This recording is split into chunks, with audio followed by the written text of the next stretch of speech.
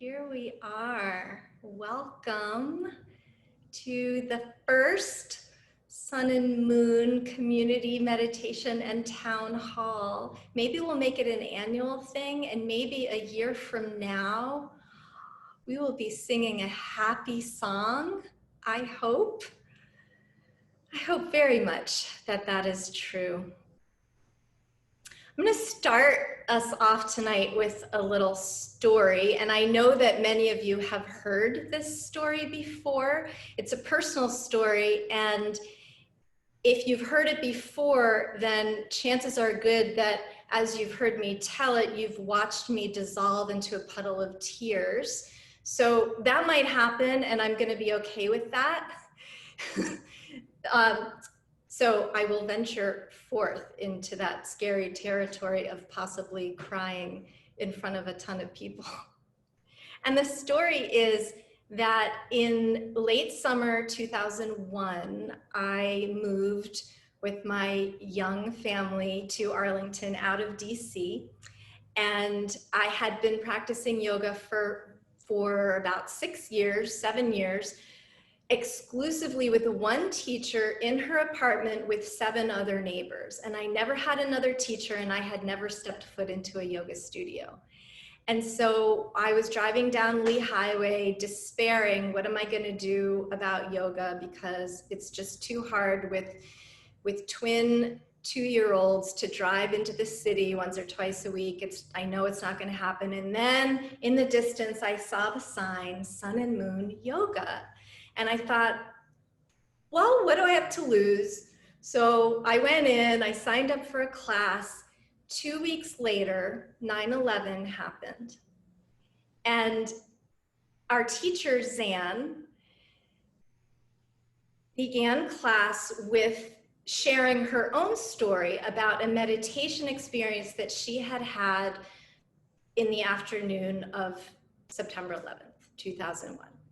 And she was meditating in the style of meditation where you simply allow thoughts to arise and you recognize them, and then you let them float away and you stay present for the next thought.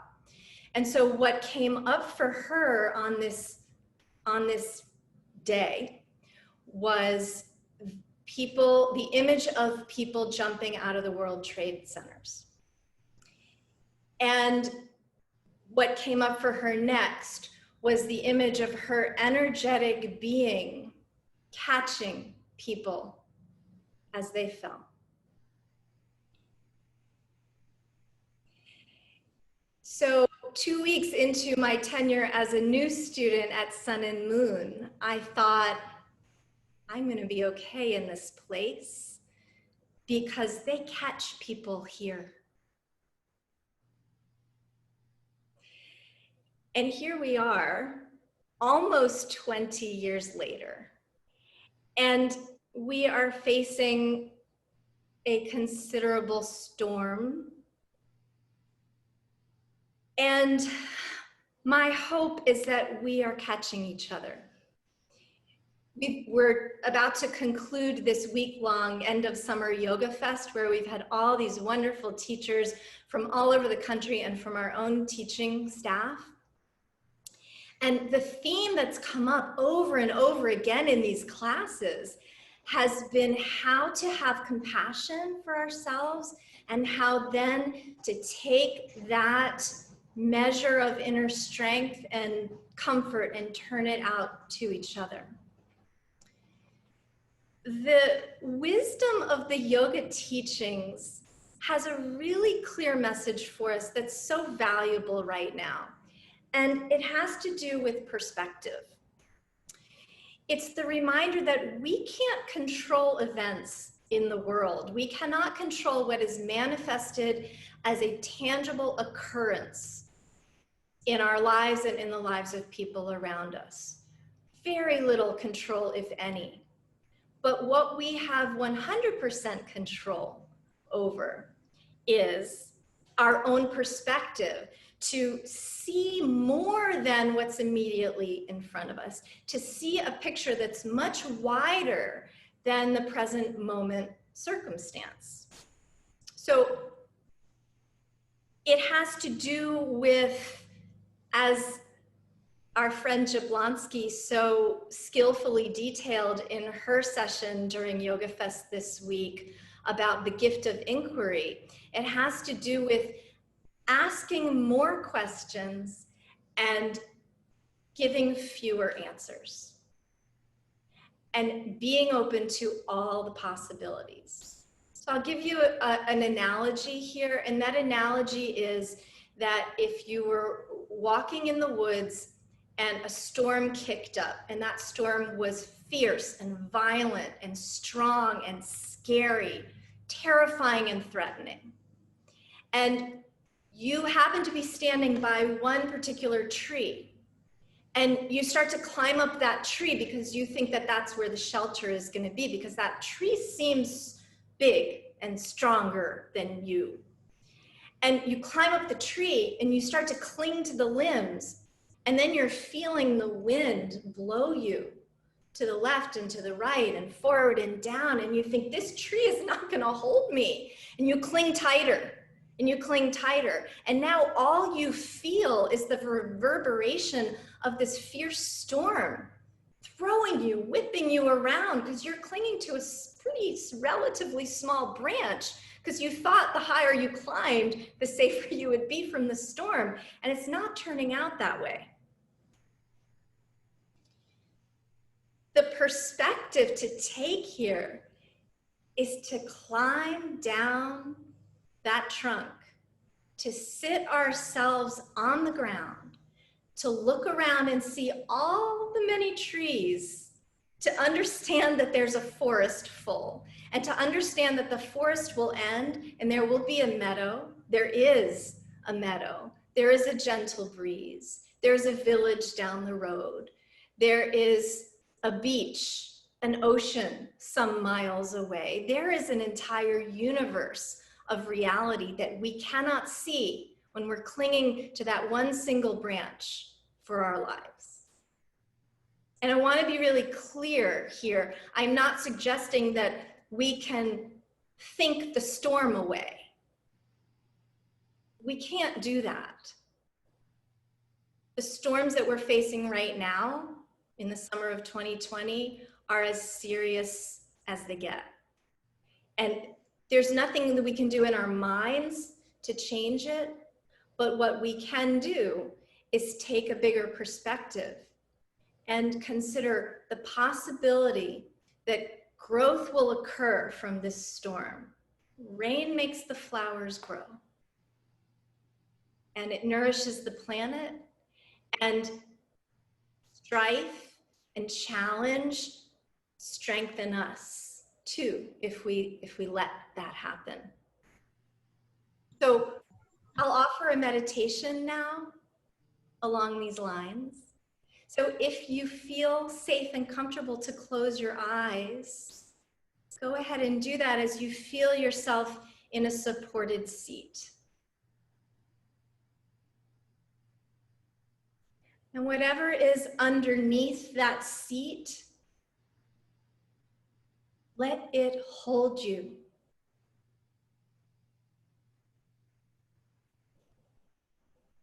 And as you notice your next inhale, imagine that you can see the breath and the energy travel down into that support underneath you. And as you experience your next exhale, imagine that that support underneath you strengthened and nourished that breath and energy as it flows back up through you and out. And now if you can picture yourself sitting in more than just your space that you're in now, but in a forest, at the base of a very strong and stable tree. You let the back body feel as if it is leaning against the trunk of this tree. And perhaps you can hear the whispers from deep inside this trunk that has been here for many, many more decades than you have, perhaps centuries, telling you this storm's going to pass. We've seen these storms before. We are strong. We are together, connected, fiercely and lovingly intertwined.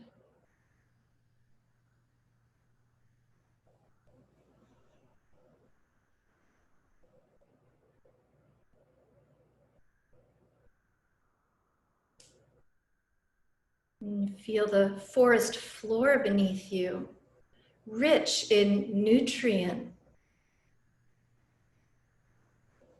quietly rich in wisdom.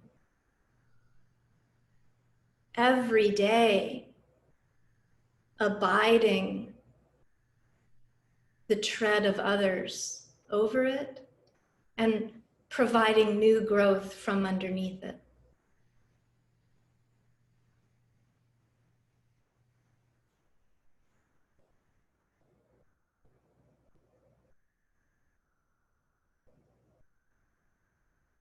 And perhaps you can synchronize your breath to some awareness of a natural soft breeze flowing through this forest.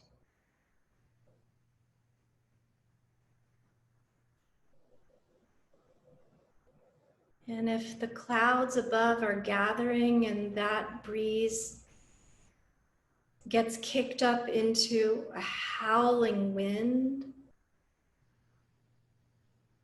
then you can amplify your own breath, your own awareness, your own energetic presence to know that the vessels of these trees and of our own selves can sustain. We intend to do so. We keep breathing. We keep paying attention.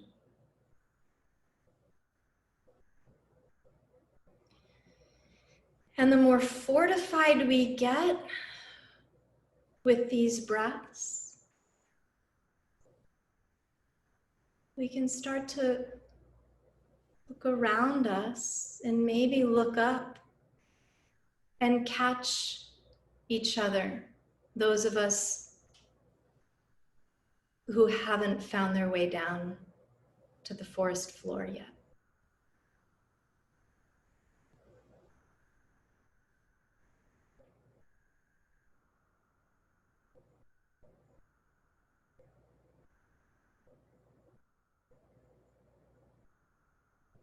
To just take a few more steady breaths.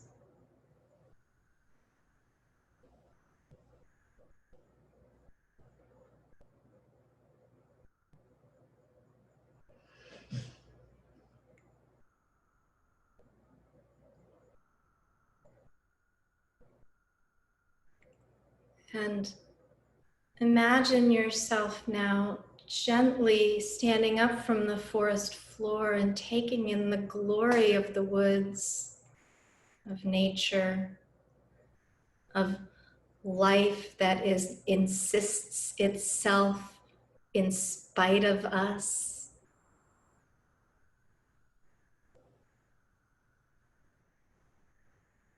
And then make your way back to our space together here. Gently open your eyes.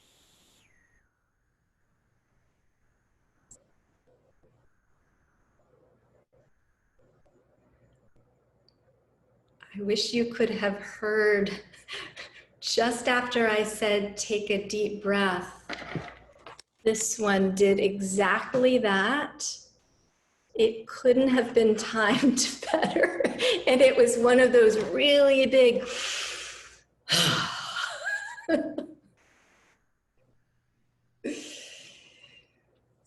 So thank you for being here, everybody. I am so extremely grateful.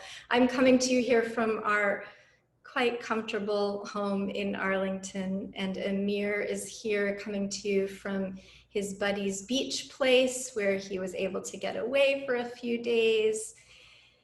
And we want to share with you a little bit of just summary of where we've come since March to now and where we hope we'll be going as we head forward through this strange time. So I'll rewind a little further back than March. I'm going to say probably mid-February. Our friend and the wonderful teacher, Roger Panetta, emailed me and Amir, or maybe he called us, I don't know. Roger reached out to us and he said, guys, you better start making some plans for doing yoga online because this thing is coming. And I was like, Roger, don't be silly. We'll be fine. We don't need to do that. You know, we'll just, if we have to close for a couple of weeks, we'll just send people to Kira Sloan's Yoga Anytime site. Everybody will be happy and we'll, you know, it'll be fine. And Roger, in his wisdom and patience with me, said, all right, cool. And I know Roger's here tonight and I'm giving him all this credit because he deserves it, the visionary that he is. So mid-March happens and we are shell-shocked. Nobody knows what to make of this. And I still believed it would be 2 weeks. In fact, I have the sign that we made for the doors that said, we'll be closed until March 29th. Check back then for an update. Smiley face. Yeah, so we all know what's happened. And what we also, those of us who have been on the inside of the Sun and Moon machinations, the teachers and some of the volunteers and the staff know how quickly and boldly so many of our teachers and our staff stepped up to say, I'll teach online, or I'll make a few videos, or I'll reach out to friends. We'll figure this out together. Here's some tech savvy advice. Here's some reassurance. Here's some promise that we're going to be here for you no matter what. And then the student community showing up in droves to make donations, to continue their bliss passes and flex passes, to keep showing up for classes, to keep promising that they're going to be here for us whenever this resolves. And so we're at this moment where we really are asking more questions than we are giving answers because there are no answers to be had. And what we know is that up until this point, we continue to be here as Sun and Moon because of the extension of grace and patience and commitment and contributions of so many people. And also the beautiful commitment and cooperation of our landlords. And I can't let that go unmentioned. And if you have an opportunity to write to or reach out in some way to the Adler Group in Fairfax and to our friend Costas Kapasorius in Arlington, to thank them for making it possible for us to continue to exist in our physical space and to hold up the floor for our virtual space, it would be a lovely gesture. And now I'm going to turn it over to Amir, who's going to talk a little bit about where we may be going forward. Oh, okay. Sorry, Amir. I do this to him all the time. He's used to it. If you start to come up with questions, just go ahead and throw them in the chat, and we'll be looking and answering them as we can and as they come up. Okay, go ahead. Okay. So I remember back in March when we were like thinking, oh, I guess we have to look forward to being closed in uh, a few weeks, and then within a day we were closed. Like everything was shutting down. And we morphed into being able to provide classes online, and pretty quickly. And it's the same business, but it's a different business. We all the teachers had to learn how to teach online, which is very different than teaching in person. It's a whole new skill that you have to learn. So that's kind of like where we've come now, and now we're trying to figure out ways to open, and it's kind of hard to do that when people don't feel safe going back into an enclosed space. But some people do, and that's the hard part, is that we don't have any idea of how this pandemic is going to play out. We don't know if there's going to be a vaccine that ramps up, or it could be this time next year we could be in the exact same space. And then we don't know. As Annie mentioned, we've been working with our landlords. They've allowed us to pay a much reduced rent and not kick us out. Hopefully they continue to do that by the time things get through, but there's no telling that will always happen. The one things that we do know is that the pandemic has caused challenges for all small businesses, not just in the yoga community, but all small businesses. And I look around my neighborhood at all the small businesses, and some here and there have decided to close, and others are just kind of hanging on by a thread. I suspect that the longer that this goes on, the more of them that won't be able to survive, unless the government kicks in more relief money for these businesses to use. I think that we've got us in a place to continue and reopen, as long as another shoe doesn't drop, a big shoe drops on us. Our landlords are cooperating with us, and our students continue to be actively involved in our studio. And those are the biggest things that we need. So I mean, those are good signs, given the conditions, what we have, and that is our plan to do all of this. So I want to appreciate everyone. Appreciate everyone, especially the people coming in to join in here, and be an active part of the community. The hard part about all of this right now is that it's hard to grow this community when you're online. Because we don't have a studio to bring people in, and introducing people online is very difficult. So it's one of these things, we have to keep everyone active and involved going forward until we can, have our physical space available again. One of the comments here from Gay Bitter, she's sharing that she has moved away and is so grateful to be able to reconnect with Sun and Moon and still take classes with some of her favorite teachers. And so she says she's hoping that we will continue in some form, even when it is safe to completely reopen and get back to normal. And the answer is, yeah, I think that there's no turning back. This has been too good for too many people to not continue doing it. So yes, a resounding yes to that. It's inevitable that there's going to be an online component of Sun and Moon from here on out, if you're worried about that. But the online only exists because there's a physical presence as well. So, we'll continue to have all of that. Beth is asking, are we considering outdoor classes?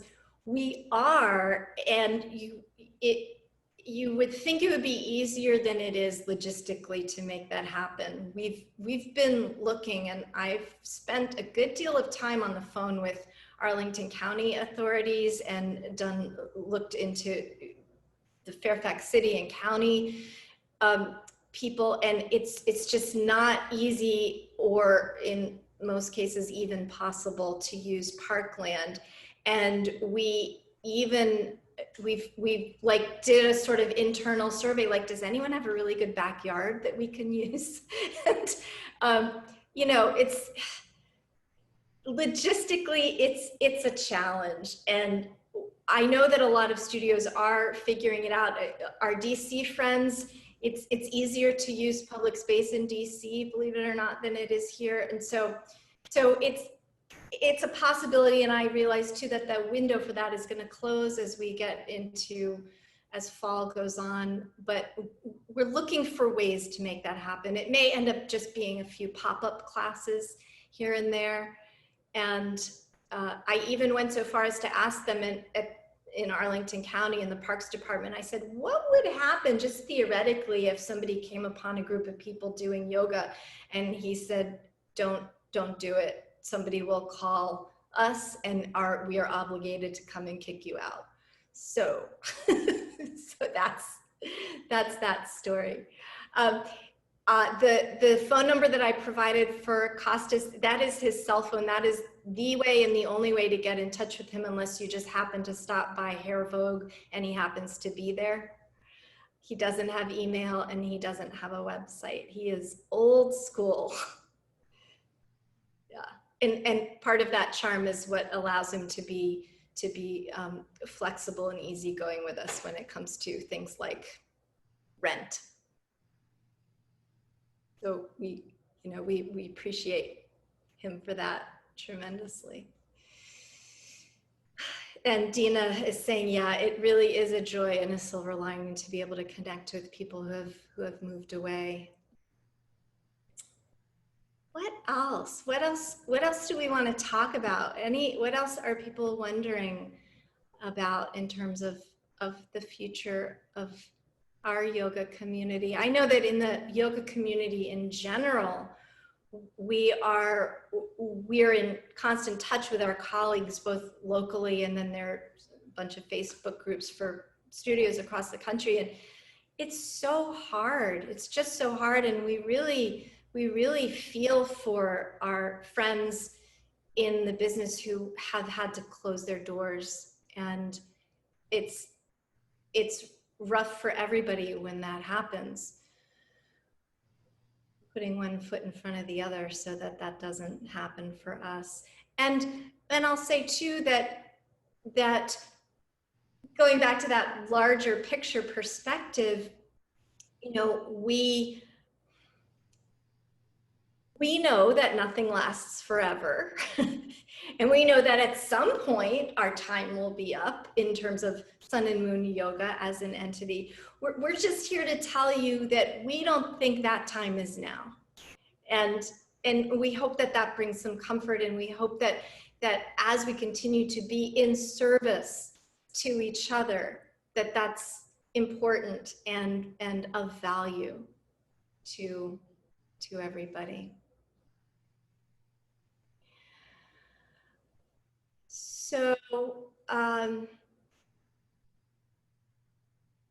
yes, okay. So the question about how we can do our Yoga for Good programming virtually, there's some concern. So in, you know, this pandemic, while we are all in this together, we are not all in it equally, and it is hitting harder in traditionally underserved communities, way harder than it is for people who have means. And so that's a great idea. Thank you. It's a great idea. In fact, so two things that have happened already. We had our teacher, Pooja Varani. I don't know, Pooja, if you're here. I haven't been able to scroll through everyone who's present, but Pooja taught a class earlier in the week for the Yoga Fest, a queer yoga class, and we donated all the proceeds of that class to Whitman Walker Health in DC, who's providing free COVID testing for the LGBTQIA+ community, and in addition to all of the really valuable health services that they provide. I have also been talking to the nonprofit group Ayuda, who provides social and legal immigration services to immigrant families, mostly in the Spanish-speaking community. And we're looking at some ways of setting up a little fund so that we can invite their clients to take yoga classes virtually in Spanish. And I've already identified a couple of Spanish-speaking teachers who will do that. And so that those funds would provide compensation to the teachers also who are in that immigrant population to be able to share the gifts of yoga with that community. So yeah, some things in terms of yoga for good are brewing, and I'm glad, thank you to the Baylors who brought that up. The question has come up about how somebody could pay for their yoga classes or their Bliss Pass 6 months or a year in advance. I'm going to write that down and take that back to staff to strategize about how we can do that. Thank you for that idea. And I think the answer is yes. I'm saying yes to everything tonight. Check in with me tomorrow. But this just feels like a moment of yes. And so yes. Does anybody want to jump in and share out loud some thoughts, feelings, perspectives, questions? We can open the floor. Go ahead and unmute yourself if you'd like to share.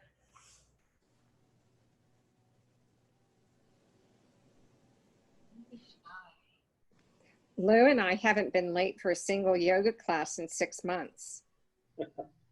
Vicky Christian.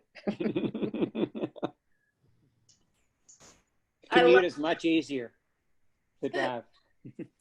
So, Amy, what I want to share with you guys, that the fact that, I did a lot of, for maybe 10 years already, 9 years, I did a lot of volunteer over there, and I'm very attached to Sun and Moon Studio in Fairfax. And I'm in touch with many of our students and friends. I have a lot of friends from yoga studio, and I believe all of us, we have a little bit concern about talking between us. I believe I start to work for this. Sometimes we get everything is Zoom, everything is Microsoft Teams. So I feel like I have a peak on that, a saturation peak. So and I have many voices like that. So are you thinking about that, to offer classes in a studio in different times, more and more? Yes. So starting next week, we are going to be doing a select few classes in person, regular classes with a cap of 7 people, and with all safety precautions, every precaution we can think of, we're throwing it in.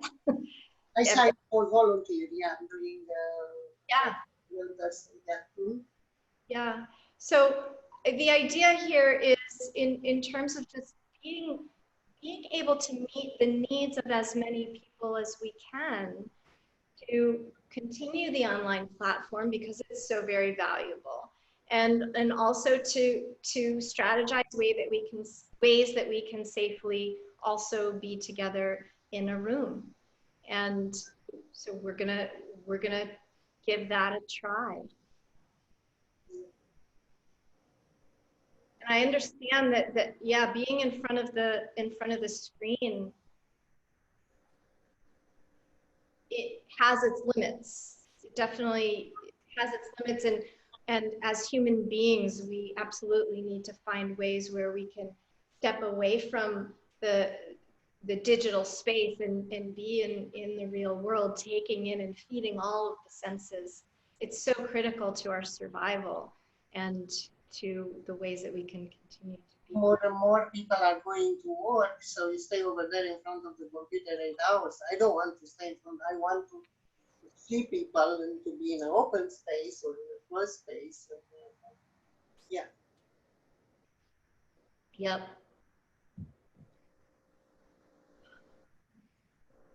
Health.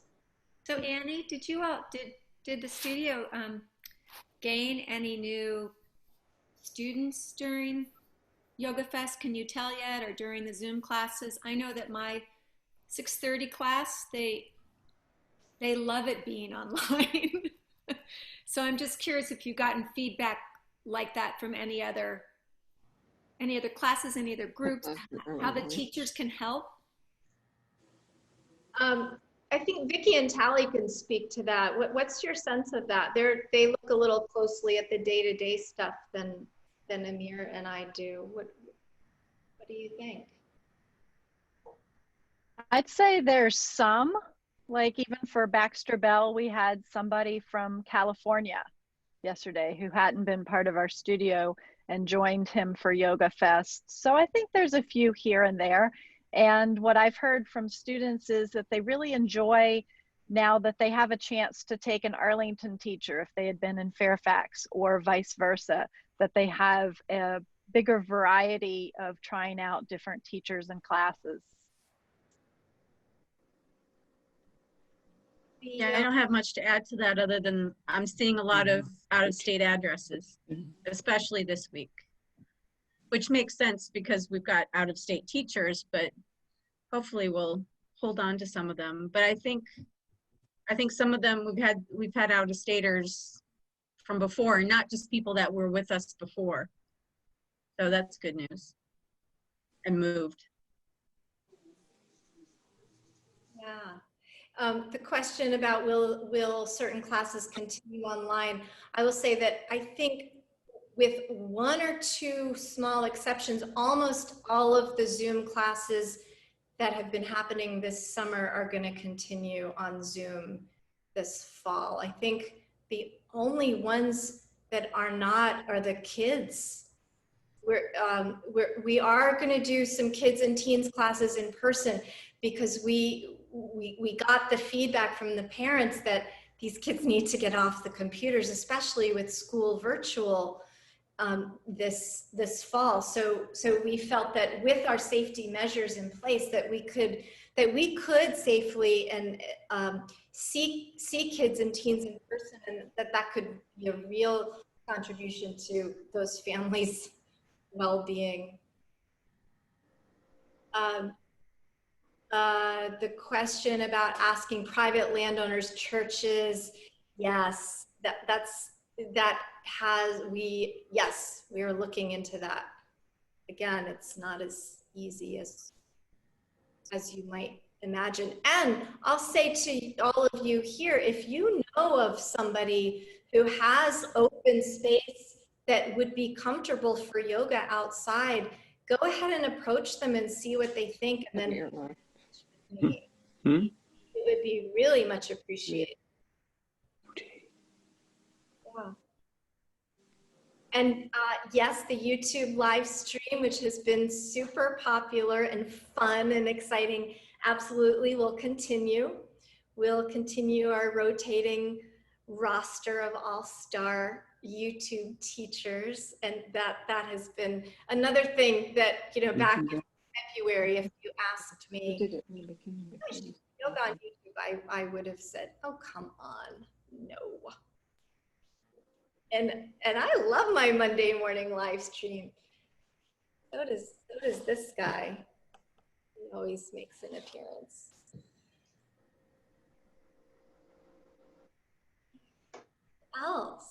What else? Somebody is not muted. You might just check here.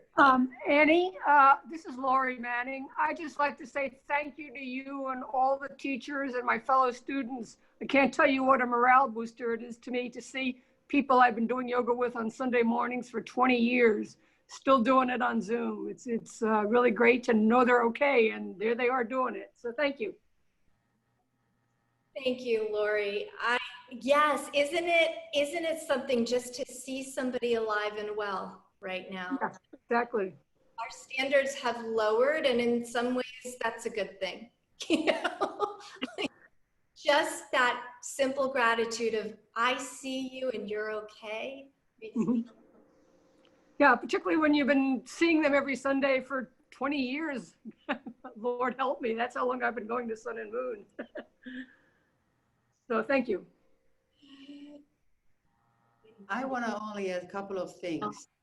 One is that I am grateful for all students who show up to our classes because they keep us alive. They give us purpose to wake up every morning and keep doing what we love to do the most.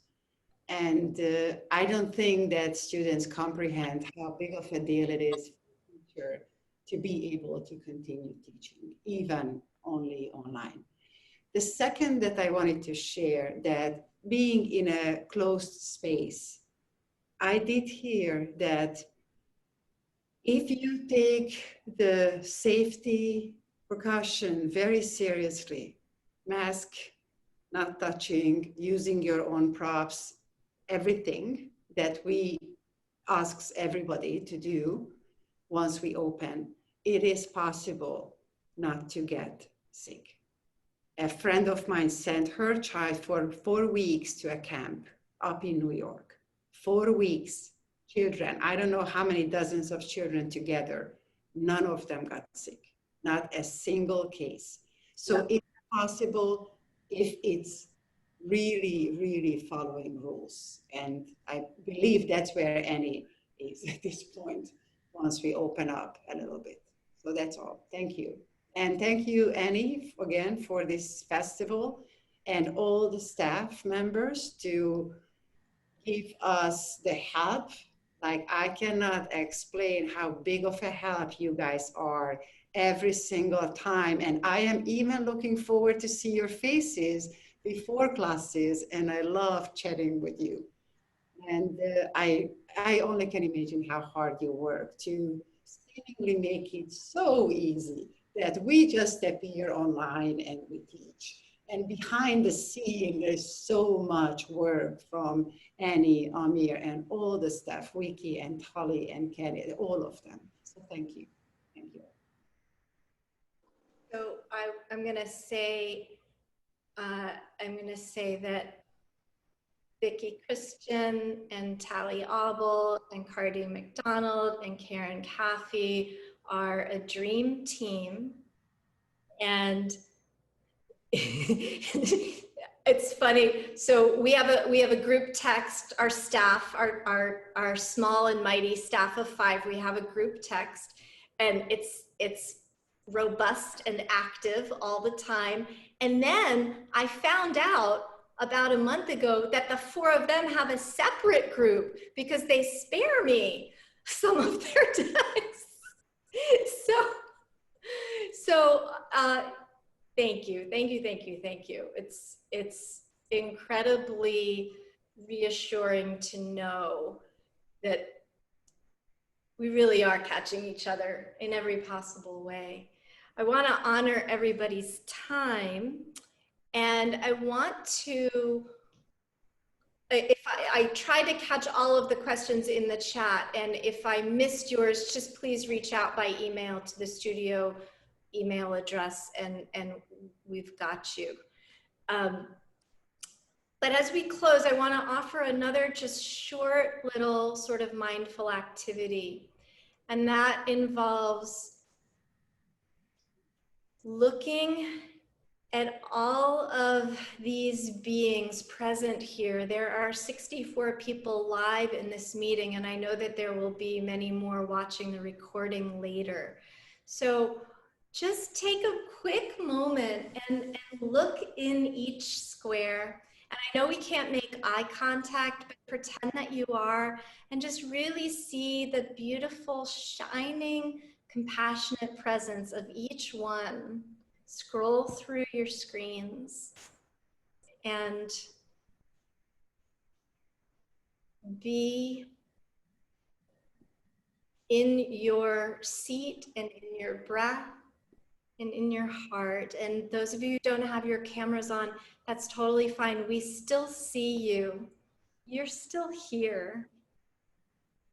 Well, so many people. And there is so much love and support.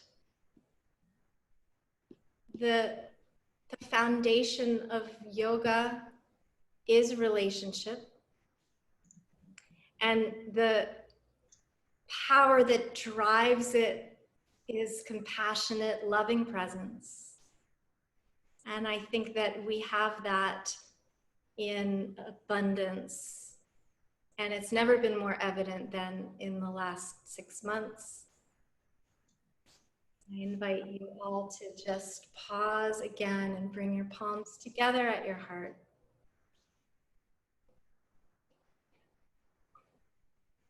And bow your head for a moment if you choose.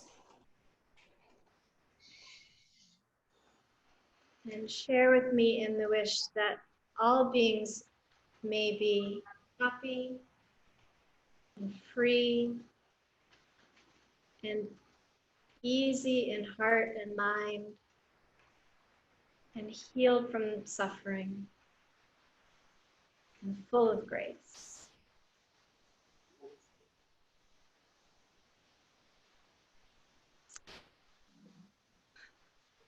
Thank you, thank you, thank you